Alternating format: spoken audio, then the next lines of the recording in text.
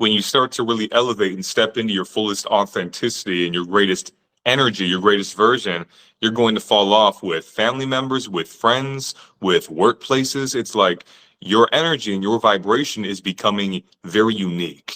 And you start to have this heightened sense of discernment where you're starting to separate yourself from the things that you have been an intrinsic part of for such a long time. And, same thing, that's what I had to do with when I lived with my father, then when I lived with my mother. Had to move out with both of them because there was no alignment. It's like I can't, and the beautiful thing was though, I was being strengthened and prepared by living with them for such a long period of time while not being in alignment with them, that I really learned how to maintain my composure, how to remain centered in the face of being surrounded in environments where the energy was so not in alignment with my own frequency, learning how to really tune in with myself to keep my own center, my own individuality through Tai Chi, through meditation, through physical training, through exercise, through getting up extremely early and solidifying this morning routine to start the day with so I could lay a solid foundation of my own essence before having to engage with everyone else. It's like all these things, being in these circumstances, helped me shape my routine and my regimen and these practices in such a way that allowed me to have greater skills and wisdom to navigate the world.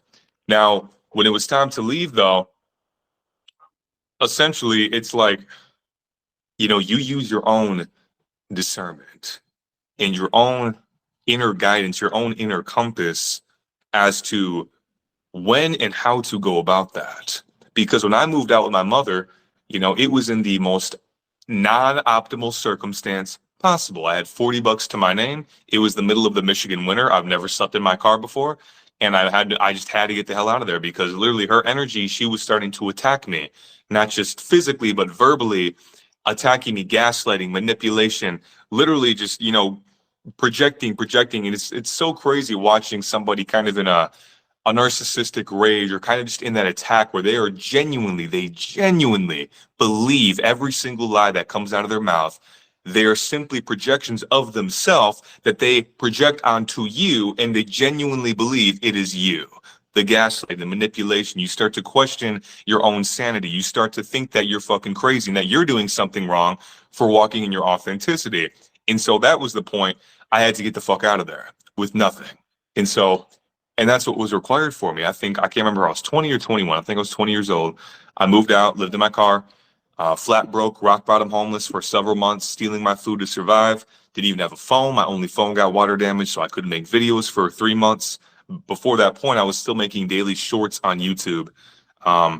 And I was still living a very strict routine, but I had to, it's funny when you lose certain relationships with certain people, that is often what is required for your greatest elevation to begin occurring.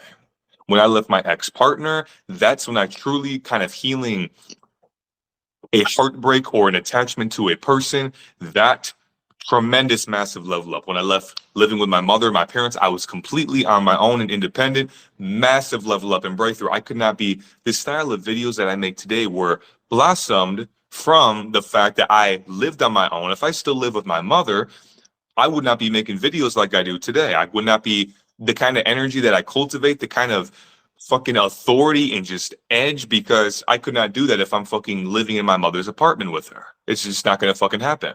And so, these things were required. Going through these experiences with these difficult energies helped me refine myself and refine my own wisdom and refine my own skills in such a way where I could better navigate the world in other situations. But then when it was time to go, it wasn't easy at all to start sleeping in my car, to live in my car, to not have a phone, to not have money, to not be able to fucking drive my car anywhere, walking in the snow, working out in a grocery store. It's like, that's all I could do though. And the beautiful thing was that was all part of the story being written. And I got to build myself from rock bottom, with nobody there to help me, with nobody there to save me, with nobody there to comfort me, not even social media, for months.